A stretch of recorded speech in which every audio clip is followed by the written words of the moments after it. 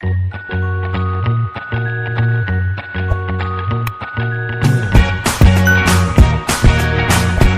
Student, welcome to unite classes. तो आज हम क्या करेंगे, नया टॉपिक स्टार्ट करेंगे। अब मैंने पिछले लेक्चर में क्या पढ़ा था, डिमांड का जो आगे वाला चैप्टर है, मतलब डिमांड क्या होती है, फिर फंक्शंस ऑफ डिमांड, फिर लॉ ऑफ डिमांड, वो पढ़ाया था। तो आज हम पढ़ेंगे कि डिमांड में शिफ्ट और मूवमेंट कब आता है। तो हम सबसे पहले देखेंगे मूवमेंट अलोंग डिमांड कब। अब मूवमेंट कब होगा, डिमांड कब में, वो देखेंगे। तो सबसे पहले हम क्या समझेंगे कि मूवमेंट किसे कहते हैं। मूवमेंट डिमांड कब होता है, उसको क्या, वो कब होता है, वो हम देखेंगे सबसे पहले। तो क्या उसको बोलेंगे, मूवमेंट अलोंग डिमांड कब, when other things remain constant। अब क्या, सबसे पहले ये समझो, when other thing remain constant। अब other things में क्या है, मैंने पिछले वाले लेक्चर में पढ़ाया था क्या, प्राइस ऑफ रिलेटेड गुड्स,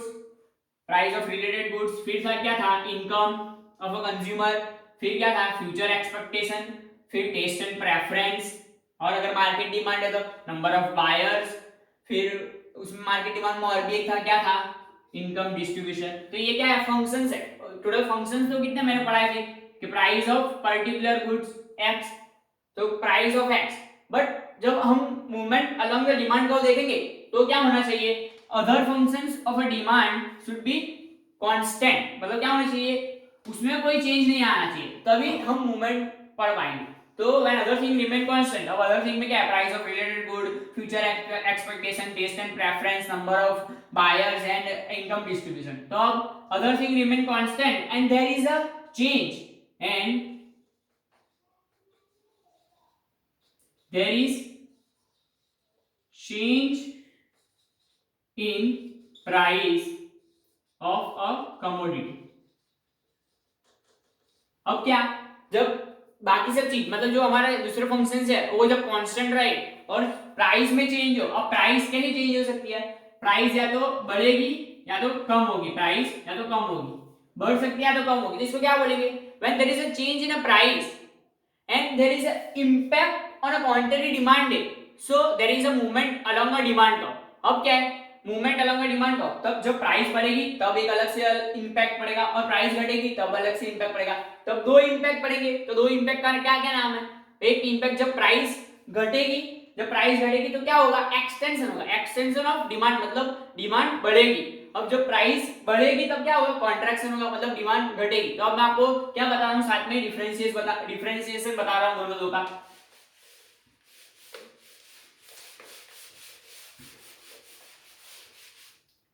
तो मैं क्या है, आपको साथ में बताऊंगा, एक्सटेंशन एंड कॉन्ट्रैक्शन तो आपको अच्छे से पता चलेगा।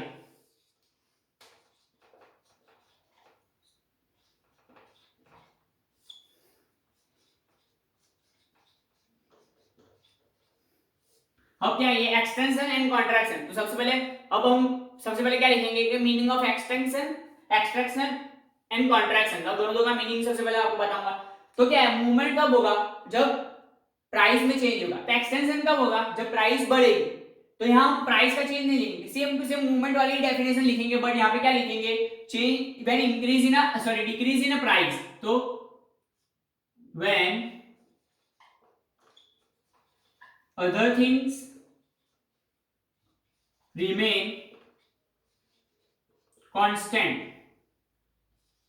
and there is decrease in price, and because of decrease in price क्या होगा, क्वांटिटी डिमांड इंक्रीजेस। सो क्या हम लिख सकते हैं, याद रखना इसकी डेफिनेशन क्या है, when other thing remain constant and there is an increase in price, due to that quantity demand decrease in the price and quantity demand increases। मतलब जब भी प्राइस घटेगी और क्वांटिटी डिमांड इंक्रीज होगी, जब अदर फैक्टर्स कांस्टेंट रहेंगे। तो सिर्फ प्राइस में चेंज होने के कारण, मतलब प्राइस घटने के कारण अगर क्वांटिटी डिमांड बढ़ रही है तो उसको हम क्या बोलेंगे, एक्सटेंशन। अब कॉन्ट्रैक्शन कब होगा, उसका उल्टा। तो क्या होगा, when other thing remain constant, same to same लिखना है। अब यहाँ पे एक पॉइंट चेंज होगा, क्या, price increases and quantity demand decreases. अब क्या है, जब बाकी सब फैक्टर्स क्या रहेंगे, कांस्टेंट रहेंगे, और प्राइस बढ़ेगी और डिमांड कम होगी, तो due to the increase in price there is a decrease due to increase in price there is a decrease in quantity demanded, तो इसे क्या कहेंगे, कॉन्ट्रैक्शन कहेंगे। अब एक एग्जांपल ले ले कि समझो कि जो आप नोटबुक्स यूज करते हो उसका क्या है, प्राइस घट गई। अब प्राइस घटेगी तो आप क्या करोगे, नोटबुक ज्यादा कंज्यूम करोगे, नोटबुक ज्यादा कंज्यूम करोगे। अब अगर प्राइस बढ़ गई तो नोटबुक क्या करोगे, कम कंज्यूम करोगे। तो ये क्या था, इंक्रीज होगा जब प्राइस में चेंज आने के कारण डिमांड पे अगर इंपैक्ट पड़ता है तो उसे कहेंगे एक्सटेंशन। जब प्राइस कम होगी तो डिमांड में चेंज होगा एक्सटेंशन, और जब प्राइस बढ़ेगी और डिमांड कम होगी तो क्या होगा, कॉन्ट्रैक्शन। तो अब इसका ग्राफ भी मैं आपको बता रहा हूं साथ साथ में। अब ग्राफ कैसा होगा, ये डिमांड है, ये भी इधर भी हम डिमांड का ग्राफ बना देंगे। यहां हम क्या लिखते हैं, प्राइस लिखते हैं, और यहाँ पे quantity demanded, quantity demanded and price. तब समझो कि अगर प्राइस क्या थी 5 रुपीज, तब 1 क्वांटिटी डिमांड हो रही है। मतलब समझो कि जब प्राइस किसी चीज की 5 रुपए थी तो डिमांड कितनी थी, एक ही डिमांड थी। अब प्राइस घट गई, मतलब डिक्रीज इन प्राइस, क्या हुआ, डिक्रीज इन प्राइस। तो प्राइस घट गई तो क्या हुआ, क्वांटिटी डिमांड बढ़ गई, मतलब कंज्यूम करना सबने ज्यादा कर दिया। अगर प्राइस 1 हो गई तो क्वांटिटी डिमांड 5 हो गई। तो ये क्या हुआ, क्वांटिटी डिमांड कब बढ़ी, जब प्राइस कम हुई। तो ये क्या, इसमें एक ही फैक्टर होगा इसका एग्जांपल, क्या, price decreases but other thing remain constant and there is a extension in demand। तो क्या है, ये एक्सटेंशन था, कॉन्ट्रैक्शन भी सेम ही है। अब इसमें बहुत फर्क नहीं है, सिर्फ क्या है, प्राइस घटेगी तो क्या होगा, क्वांटिटी डिमांड कम होगी। मतलब प्राइस अगर प्राइस बढ़ेगी तो क्वांटिटी डिमांड कम होगी। तो अब सबसे पहले हम क्या लेंगे, प्राइस एक ले लेंगे, फॉर एग्जांपल यहाँ 1 और 5। अब जब 1 रुपया प्राइस थी तो 5 रुपये डिमांड थी। अब प्राइस बढ़ गई और 5 रुपये हो गई तो डिमांड क्या होगी, कम हो जाएगी, कितना, 1 हो गई। तो ये क्या हुआ, when a price increases and there is a contraction in a demand, so it will known as a contraction along the demand curve। तो ये क्या था, दो टॉपिक थे। अब हम क्या करेंगे, पढ़ेंगे अगला topic shift in a demand curve, मतलब शिफ्ट कैसे होगा वो पढ़ेंगे। तो अब हम क्या देखेंगे, shift in a demand curve. अब शिफ्ट कब होगा, अब मूवमेंट में क्या था, याद रखना, मैं लिख रहा हूं यहां मूवमेंट में क्या था, प्राइस में चेंज आ रहा था। क्या, प्राइस में, समझो प्राइस में क्या हो रहा था, चेंज आ रहा था, चेंज इन प्राइस हो रहा था, और अदर थिंग कांस्टेंट थी। क्या, अब याद रखना, मूवमेंट में क्या होता है, प्राइस में चेंज आ रहा है, other thing remain constant and there is a change in quantity demand. अब शिफ्ट में क्या है, शिफ्ट में सिंपल है। अब शिफ्ट का मैं आपको समझा दूं कि शिफ्ट कब होगा, शिफ्ट प्राइस कांस्टेंट रहेगी, क्या, price is constant and there is a change in other factors, factor. और क्या होगा, चेंज इन प्राइस होगा, अगर चेंज इन क्वांटिटी डिमांड होगा। जब प्राइस कांस्टेंट रहेगी और अदर फैक्टर के चेंज होने के कारण अगर डिमांड चेंज होगा तो उसे क्या कहेंगे हम, शिफ्ट इन डिमांड। अब मूवमेंट कब होगा, जब प्राइस में चेंज आएगा और other things remain constant and there is a change in quantity demanded. अब याद रखना, मैं अदर थिंग्स यहां सबसे पहले आपको क्या याद रखना पड़ेगा, अदर थिंग्स क्या है वो सबसे पहले मैं लिख दूंगा, फिर आपको क्या समझाऊंगा कि शिफ्ट। अब शिफ्ट दो तरह के होंगे, जब डिमांड बढ़ेगी तब एक अलग शिफ्ट होगा, जब डिमांड घटेगी तो वो शिफ्ट। तो उनका नाम भी आपको बता दूंगा क्या बोलेंगे।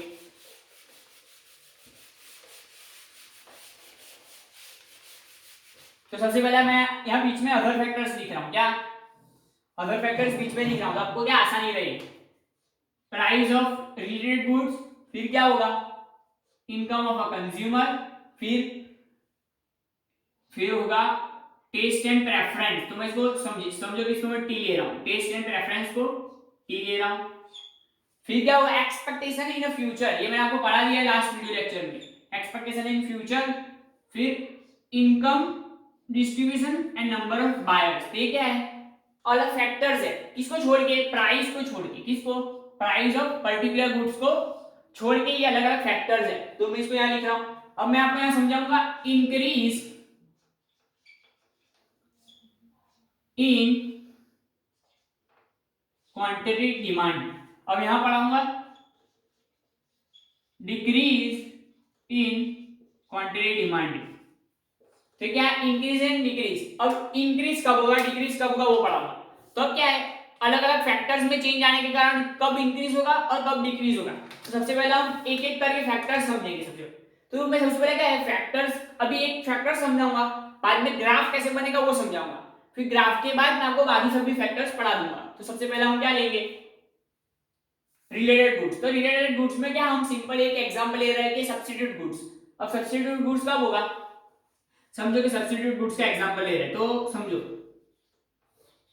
सब्स्टिट्यूट किसे कहेंगे कि टी के बदले कॉफी, टी के बदले कॉफी। अगर समझो कॉफी की प्राइस इंक्रीज बताना, क्या क्वांटिटी डिमांड इंक्रीज कब होगी हमारी, कौन सा गुड्स है हमारा गुड्स टी है। अगर कॉफी में अगर कॉफी की प्राइस इंक्रीज होगी तो क्या होगा, कॉफी की प्राइस इंक्रीज होगी तो हमारा जो डिमांड है वो क्या होगा बढ़ जाए, हमारा डिमांड क्या होगा बढ़ जाएगा। तो समझो हमारा पहला क्या था प्राइस सेम रह रही, अब प्राइस सेम रहेगी तो मूवमेंट नहीं होगा। मूवमेंट कब होता है जब प्राइस हो, प्राइस में चेंज होगा, तब प्राइस सेम रह रही है तो मूवमेंट होगा। तो समझो मैं आपको एकदम सिंपल एक एग्जांपल में बता रहा हूं कि फॉर एग्जांपल समझो कि प्राइस इज कांस्टेंट। तो ये क्या है प्राइस इज कांस्टेंट। अब पहला डिमांड क्या था हमारा, ये D1 है कि ये डिमांड 1 है। अब समझो कि क्वांटिटी पहले हमारी क्या थी x थी, अब क्वांटिटी बढ़ के y हो गई तो हमारा डिमांड का क्या बनेगा यहाँ बनेगा, डिमांड का यहाँ बनेगा। तो ये क्या हुआ इसको बोलेंगे इंक्रीज इन डिमांड कर्व। इसको क्या बोल सकता है कि shift in a demand curve from left to right, मतलब लेफ्ट टू राइट में शिफ्ट होगा तो उसको क्या कहेंगे increase in quantity demanded where price is constant and there is a change in substitute goods, मतलब change in a price of substitute goods. जब price of substitute बढ़ेगी तो क्या होगा डिमांड को मूव लेफ्ट टू राइट। अब इसका एक एग्जांपल, इसका भी सब्स्टिट्यूट का एग्जांपल ही ले लेंगे, टी एंड कॉफी के एग्जांपल के साथ ही ले लेंगे टी एंड कॉफी।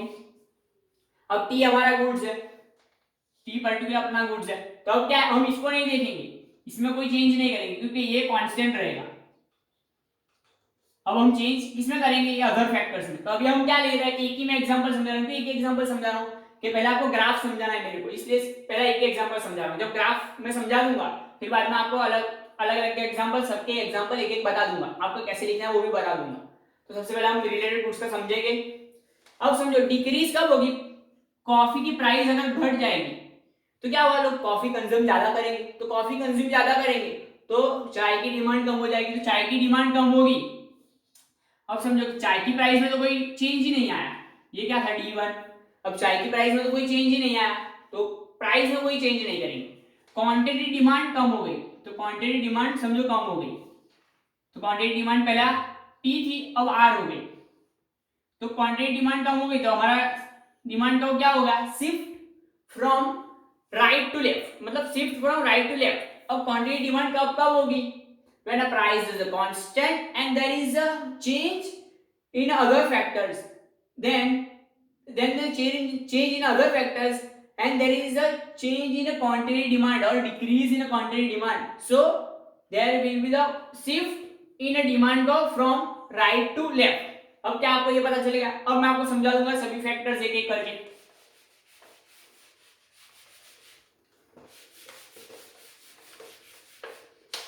अब समझो कि मैंने आपको बता दिया क्या क्या करना है। अब क्या करना है सबसे पहले हम लिखेंगे इंक्रीज किसे कहेंगे, तो इंक्रीज किसे कहेंगे वो मैंने आपको बता दिया। इंक्रीज प्राइस में क्या होगा price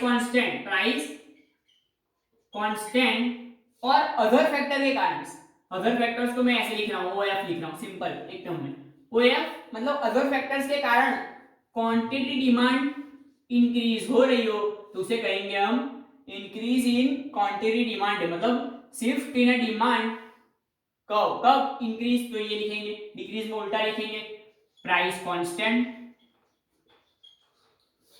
and there is other factors में क्या रहेगा, अदर फैक्टर्स के कारण क्वांटिटी डिमांड डिक्रीज होगी, तब क्या होगा तब होगा डिक्रीज इन क्वांटिटी डिमांड। अब इसके ग्राफ भी मैं आपको फिर से एक बार बना के दिखा रहा हूं।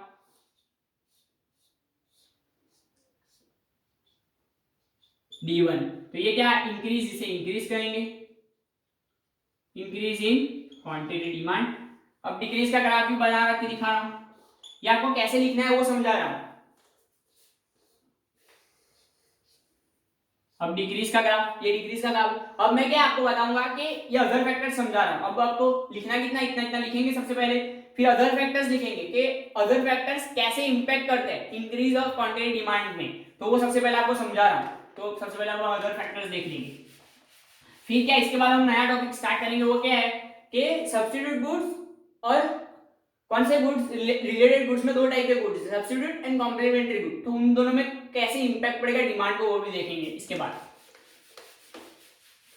तो पहले क्या लिखेंगे, फिर से याद करवा रहा हूं कि पहले क्या लिखोगे, पहले सबसे पहला इंक्रीज कब होगा उसका मतलब लिखोगे, डिक्रीज कब होगा उसका मतलब लिखोगे, फिर दोनों के ग्राफ बनाओगे, फिर क्या लिखोगे उसके एग्जांपल। तो एग्जांपल में सबसे पहला प्राइस ऑफ रिलेटेड गुड्स, तो वो तो मैंने आपको समझा दिया। अब इनकम ऑफ अ कंज्यूमर, तो इनकम ऑफ अ कंज्यूमर क्या होगी, इंक्रीज होगी, तो क्वांटिटी डिमांड इंक्रीज होगी। टेस्ट, टेस्ट क्या होगा, फेवरेबल, फेवरेबल टेस्ट होगा तो क्या होगा, quantity demand increase. Expectation, future expectation क्या होगी, फ्यूचर में अगर उसकी एक्सपेक्टेशन क्या है, वो लोग सोच रहे हैं फ्यूचर में अगर उसकी प्राइस बढ़ेगी तो इंक्रीज, सॉरी फ्यूचर में क्या, फ्यूचर में कुछ ऐसा कैलेमिटीज हो गया, तो कुछ ऐसा हुआ कि फ्यूचर में कुछ होने वाला है, उसके बिहाफ पे अगर एक्सपेक्टेशन के बिहाफ पे क्वांटिटी डिमांड बढ़ती है तो उसे भी क्या कहेंगे, इंक्रीज इन क्वांटिटी डिमांड। अब income of distribution of income, तो डिस्ट्रीब्यूशन ऑफ इनकम क्या है, अगर डिस्ट्रीब्यूशन ऑफ इनकम इक्वल होगा तो क्या होगा, क्वांटिटी डिमांड बढ़ेगी। अब डिस्ट्रीब्यूशन ऑफ इनकम क्या होगा, इनइक्वल होगा तो क्या होगा, रिचर सेक्शन के पास ज्यादा पैसा होगा, तो अगर ये गुड हमारा लग्जरी गुड है तो उसकी डिमांड बढ़ेगी, और अगर नेसेसिटी गुड है तो उसकी डिमांड कम होगी। अगर इसमें क्या होगा, डिस्ट्रीब्यूशन ऑफ इनकम मैंने आपको अच्छे से समझाया पिछले वाले लेक्चर में, तो अगर आपको अच्छे से नहीं पता चल रहा तो वो लेक्चर में आपको वो वीडियो जाके देख लेना। तो डिस्ट्रीब्यूशन ऑफ इनकम याद रखना, डिस्ट्रीब्यूशन ऑफ इनकम अगर इक्वल हुई तो क्वांटिटी डिमांड बढ़ेगी, और अगर अनइक्वल हुई और हम सोच रहे हैं कि ये क्या है, नेसेसिटी गुड है, तो क्वांटिटी डिमांड कम होगी। अब नंबर ऑफ बायर्स, अब नंबर ऑफ बायर बढ़ेगी मतलब जितने लोग खरीदने वाले बढ़ेंगे उतना क्या होगा, नंबर ऑफ बायर इंक्रीज, तो क्वांटिटी डिमांड इंक्रीज। याद रखना ये सब आपको एग्जांपल लिखना है, मतलब आपके पास कितना एग्जांपल है ये आपको पूछ सकते हैं, मतलब 4 मार्क 5 मार्क में डिफरेंशिएशन पूछते हैं। किसका डिफरेंशिएशन, या तो इंक्रीज डिक्रीज का, या तो डिक्रीज एंड मतलब decrease and extension, increase and extension, decrease and contraction, increase and contraction, ऐसे डिफरेंशिएशन पूछते हैं, तो याद रखना। अब इसका उल्टा ही यहाँ होगा, क्या होगा, इनकम कम होगी तो क्वांटिटी डिमांड कम होगी, फेवरेबल मतलब अनफेवरेबल चेंज आएगा तो क्वांटिटी डिमांड कम होगी।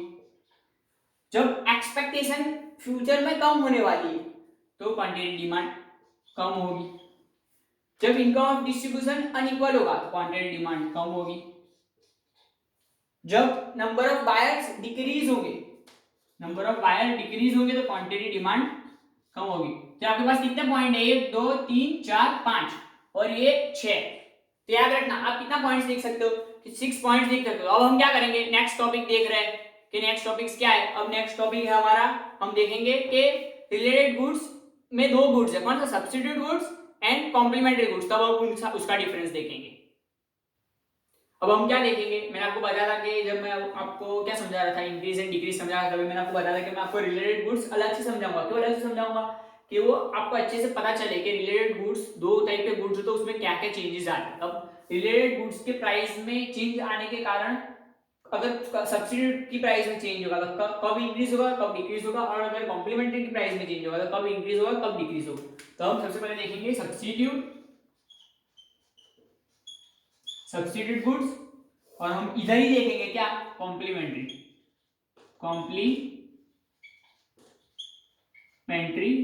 गुड्स। अब क्या है समझ लो, हम इसमें देखेंगे सबसे पहला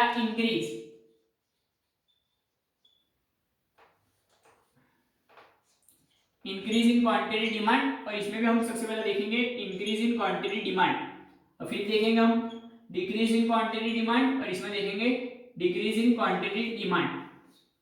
तो क्या है, 1 बाय 1 हम देखेंगे। तो याद रखना मैं आपको समझा रहा हूँ कि इंक्रीज कब होगा डिक्रीज कब होगा, दोनों दो में समझा रहा हूँ। तो सबसे पहले हम एक एग्जांपल ले लेंगे सब्स्टिट्यूट गुड्स का। सब्स्टिट्यूट गुड्स का एग्जांपल मैं यहाँ लिख रहा हूँ, तो अब इसका एग्जांपल मैं लिख रहा हूँ, इस फॉर एग्जांपल ले लेंगे सब्स्टिट्यूट गुड्स का हम एग्जांपल ले लेंगे। क्या है कि कोई भी नॉर्मल, बहुत सारे एग्जांपल है कि जैसे कि समझो कि अगर मैं क्या यूज कर रहा हूँ सब्स्टिट्यूट गुड्स, मतलब चाय कॉफी, तो मैं आपको नॉर्मली एग्जांपल देता रहता हूँ, चाय या कॉफी है। अब हम यहाँ पे लेंगे पेप्सी एंड कोला का एग्जांपल ले लेंगे। तो समझो कि पेप्सी एंड कोला, ये एग्जांपल याद रखना, P for Pepsi and C for cola, ये अपना एग्जांपल दे रहा हूँ आपको। तो हम सबसे पहले देखेंगे हमारा गुड्स क्या है, हमारा गुड्स है पेप्सी, हमारा गुड्स कौन सा है पेप्सी। तब अपना सब्स्टिट्यूट गुड कौन सा होगा, कोको कोला, कोको कोला अपना होगा सब्स्टिट्यूट गुड्स। तब कोको कोला की प्राइस अगर इंक्रीज होगी और समझो कोको कोला की प्राइस बढ़ेगी तो लोग क्या ज्यादा कंज्यूम करने लगेंगे, पेप्सी कंज्यूम करने लगेंगे। तो क्या होगा, increase in quantity demand of Pepsi. तो क्या होना चाहिए कि price of related good increase, तो अपनी क्वांटिटी डिमांड क्या होगी, इंक्रीज होगी। क्या होगी, इंक्रीज होगी। और वैसा इसका ही उल्टा इधर होगा। समझो for example price of related good decreases, मतलब समझो कि कोको कोला ने अपना प्राइस कम कर दी, अगर कोको कोला ने अपनी प्राइस कम कर दी तो क्या होगा, कोको कोला ने प्राइस कम कर दी तो हम क्या करेंगे, पेप्सी पहले तो यूज कर रहे थे, अब पेप्सी की price compare to Coca Cola same क्या है, नॉर्मली सिमिलर फ्लेवर्स है। तो अगर कंपैरेटिवली हमको सस्ती प्राइस में अच्छा गुड मिल रहा है, सब्स्टिट्यूट गुड्स मिल रहा है, तो हम क्या करेंगे, सब्स्टिट्यूट गुड्स पे शिफ्ट हो जाएंगे। तो क्या होगा, demand of a Pepsi will be decrease.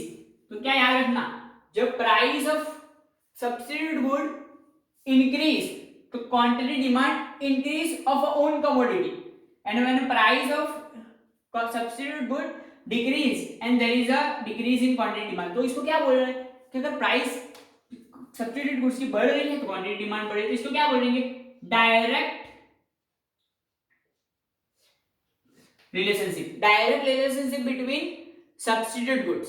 Substitute goods के बीच में क्या होता है, price of substitute goods and quantity demand have a direct relationship. तो सबसे पहले अगर आप इसमें लिखोगे तो क्या लिखोगे कि substitute goods have a direct relationship between price of a related goods and quantity of own commodity. तो याद रखना इसमें। अब हम देखेंगे कॉम्प्लीमेंट्री गुड्स। तो कॉम्प्लीमेंट्री गुड्स का एक एग्जांपल क्या ले लेंगे, कार एंड पेट्रोल ले लेंगे। तो कार एंड पेट्रोल, अब समझो सी, अभी हम यहाँ लेंगे C for car and P for petrol. तब क्या है, कार अभी हम समझो कि हमारा मेन क्या है, हमारी कमोडिटी है कार, हमारी कमोडिटी फॉर एग्जांपल पेट्रोल हमारी कमोडिटी है, ऐसा ले लेंगे तो क्या आपको आसानी होगी समझने में। पेट्रोल हमारी कमोडिटी है और कार क्या है, कार कार समझो कि कॉम्प्लीमेंट्री गुड। अब कॉम्प्लीमेंट्री गुड किसे कहते हैं वो भी मैंने अगले वाला जो मैंने पिछला लेक्चर जो लिया था उसमें मैंने समझा दिया कि कॉम्प्लीमेंट्री गुड्स किसे कहते हैं, सब्स्टिट्यूट गुड्स किसे कहते हैं। मैंने बार बार ये वाले चैप्टर में समझाया हुआ है क्योंकि ये आगे तक आपको काम लगेगा, इसलिए याद रखना complementary goods and substitute goods किसे कहते हैं। तो अगर क्या है, पेट्रोल हमारी कमोडिटी मतलब पेट्रोल ओन कमोडिटी, तो कॉम्प्लीमेंट्री गुड्स कार। अब कार की अगर कार की प्राइस समझो, कार की प्राइस अगर बढ़ी, अगर कार की प्राइस बढ़ी तो क्या होगा, डिमांड क्वांटिटी डिमांड क्या होगी, पेट्रोल की डिक्रीज होगी। अब क्यों डिक्रीज होगी आप वो पूछ रहे होंगे। तो कार की प्राइस बढ़ी, जैसे कि समझो कि पहले लोग कार ज्यादा कंज्यूम कर रहे थे, मतलब ज्यादा कार क्या कर रहे थे, ज्यादा बाय कर रहे थे। अब क्या हुआ, कार की प्राइस बढ़ गई है। कार की अगर प्राइस बढ़ी है तो क्या होगा, नॉर्मली इनडायरेक्ट क्या होगा, कार लोग कम बाय करेंगे तो कम परचेस करेंगे अगर कार, तो क्या होगा, पेट्रोल भी कम यूज होगा, पेट्रोल भी कम यूज होगा कि पेट्रोल हम कार में ही यूज करते हैं, पेट्रोल भी कम यूज होगा। ऐसा इसका ही उल्टा क्या है, मैंने price of a car decreases, तो कार डिक्रीज होगी तो लोग ज्यादा से ज्यादा कार बाय करेंगे।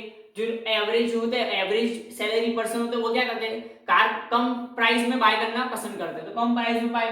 अब क्या हो, क्वांटिटी डिमांड क्या होगी इसके लिए, अब पेट्रोल की क्वांटिटी डिमांड क्या होगी, अगर कार ज्यादा बाय करने लगे तो पेट्रोल की यूज करेंगे ही डेफिनेटली, तो पेट्रोल की डिमांड बढ़ जाएगी। तो याद रखना इंक्रीज इन क्वांटिटी डिमांड कब होगा, price of a complementary good decreases and quantity demand of particular goods increases. तो ये क्या हुआ, इनवर्स रिलेशनशिप है, मतलब नेगेटिव रिलेशनशिप है। अगर ये बढ़ेगा तो ये, सॉरी ये घटेगा तो ये बढ़ेगा, तो इसमें ही इसका उल्टा, अगर प्राइस बढ़ी तो क्वांटिटी डिमांड क्या होगी, घटेगी। तो याद रखना ये क्या था, ये था complement substitute goods and complementary goods का एग्जांपल। तो आज हमने क्या क्या किया, मैं आपको फिर से एक बार फटाफट रिवाइज करा रहा हूँ कि क्या सबसे पहले हमने किया कि मूवमेंट, तो मूवमेंट में क्या किया, एक्सटेंशन एंड कॉन्ट्रैक्शन, फिर हमने किया शिफ्ट, तो शिफ्ट में क्या किया, इंक्रीज एंड डिक्रीज, फिर मैंने आपको अलग से क्या समझाया, substitute goods and complementary goods की प्राइस का हमारे क्वांटिटी डिमांड पे क्या इंक्रीज होता है,